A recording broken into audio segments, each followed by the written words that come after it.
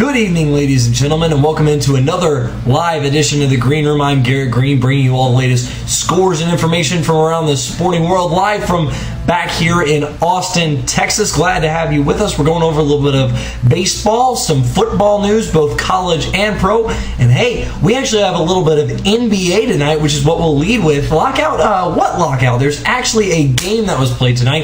Featured players like Kevin Durant, Chris Paul, Carmelo Anthony, and LeBron James. Quick rundown of it. It featured the DC-based Goodman League, which had Kevin Durant, versus the Baltimore-based Melo League squad that included Carmelo Anthony, LeBron James, and Chris Paul.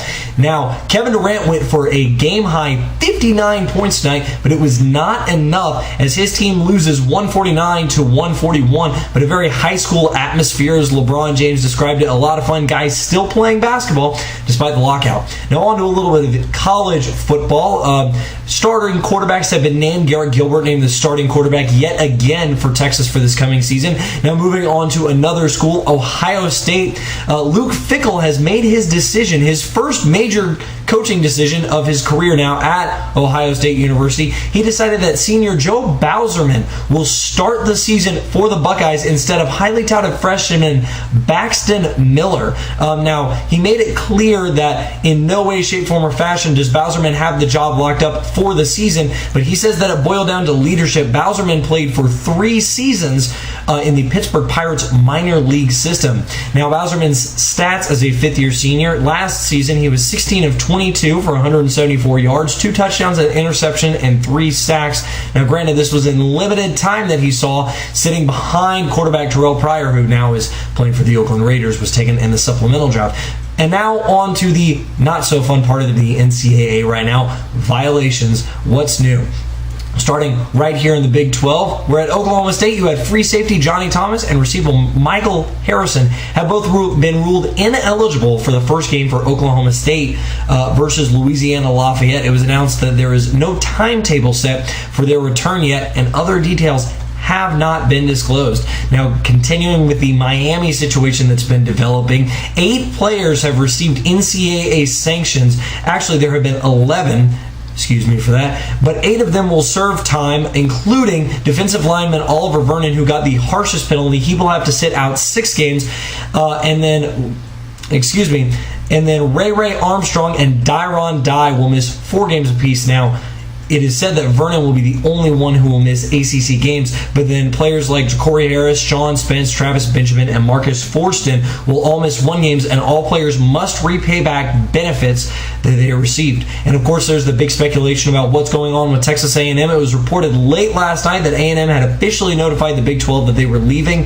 As of now, though, A&M has denied that report. They are apparently talking with the Big 12 and its commissioner, but they have not officially said that they are leaving the conference, though all signs indicate that that is where we are headed. On to the NFL, where guys are getting paid now. Frank Gore got a 3-year, $21 million contract, 13.5 of it guaranteed. And of course, the big news, Michael Vick getting a $100 million contract, 6 years, $100 million. Though that's a common misconception. He actually is only set to make $40 million guaranteed and probably won't even see all of that money. So don't overreact whenever you see the Michael Vick thing. There are a lot of logistics that go into it that I won't get into, but go look, find a story on it, see that it's not actually $100 million he's going to get paid. Now on to Major League Baseball. Before we get into scores, we'll hit the last bit of news. Steven Strasburg, the highly touted prospect for the Washington Nationals, will make his appearance again. Of course, had Tommy John surgery after tearing that ligament in his arm last year. Is finally coming back. He will make his first start of the Major League season on September 6th. He's been starting for Double-A Harrisburg in his last, it was expected to be his final rehab assignment tonight. Now on to some scores around Major League Baseball, starting off with the Rangers and the Rays. Scott Feldman comes in and pitches for the Rangers, giving one of the starters a day of relief, and goes 6 innings, only gives up 2 hits. Neftali Feliz gives up the only other hit of the game as the Rangers shut out the Rays 2-0. The Angels top the Mariners 13-6, so the Rangers lead in the AL West, stays at 3 games.